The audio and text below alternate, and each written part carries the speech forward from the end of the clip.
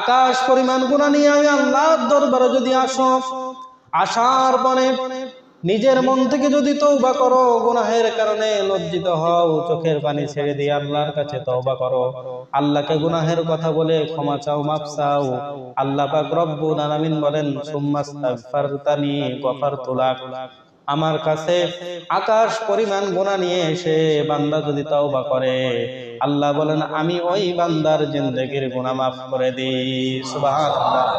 আল্লাহ বলেন ওয়ালা উবালি, আমি এতে কারো পরোয়া করি না, কারো পরোয়া করি না, আমি কারো ধার ধারি না।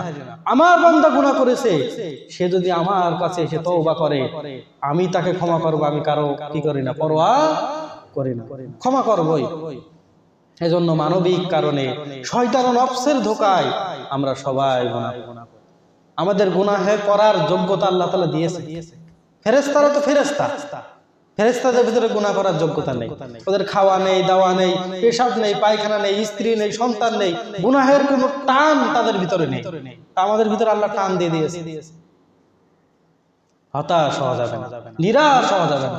যতই গুনাহ হোক আল্লাহ বলেন তোমরা ফিরে আসো, যত গুনাহই হোক আমি আল্লাহ অবশ্যই মাফ করে দেব।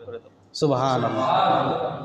এই জন্য যারা ভুল করার পরে তাওবা করে, আল্লাহর কাছে মাফ চাই, আল্লাহ পাক রব্বুল আলামিন বলেন ইন্নাল্লাহা ইউহিব্বুত তাওয়াবিন, ওই তওবাকারী বান্দাদেরকে আমি আল্লাহ পাক রব্বুল আলামিন পছন্দ করি, ভালোবাসি। একজন গুনাহগার ব্যক্তি, একজন নাফরমান ব্যক্তি যখন আল্লাহর অবাধ্যতায় চলে, আল্লাহর হুকুম না মেনে চলে, যখন সেই বান্দা আল্লাহর কাছে ফিরে আসে আর আল্লাহকে বলে আল্লাহ আমি আপনাকে ভুলে গিয়েছিলাম, অনেক দূরে সরে গিয়েছিলাম, আমার বুঝ হয়েছে, আমার আখিরাতের ভয় হয়েছে, কবরের ভয় হয়েছে, আমি ফিরে এসেছি মালিক, আমি ভুল করেছি, আমাকে মাফ করে দেন।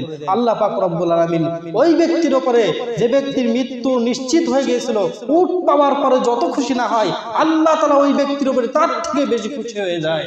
সুবহানাল্লাহ। আল্লাহ বলেন আমি শুধু খুশি হয় না, আমি তাকে ভালোবেসে ফেলি, ভালোবেসে ফেলি। আল্লাহর হাবিব বলেন আত-তাইবু মিনাজ যামবি কামান লা যামবালা। আল্লাহর হাবিব বলেন গুনাহগার ব্যক্তিরা যখন গুনাহ থেকে তওবা করে, যখন সে তওবা করে, কামান লা যামবালা, কেমন যেন তার কোনো গুনাহই নেই। গুনাহগার ব্যক্তি গুনার বোঝা মাথায় নিয়ে এসে আল্লাহর কাছে যখন তওবা করে, খাঁটি দিলে আল্লাহ আমার ভুল হয়ে গেছে, আমার অন্যায় হয়ে গেছে, আমাকে মাফ করে দেন, তখন আল্লাহ বলে তখন তওবা করে আমি তো মাফ করে দিই, কেমন যেন সে গুনাহ করে।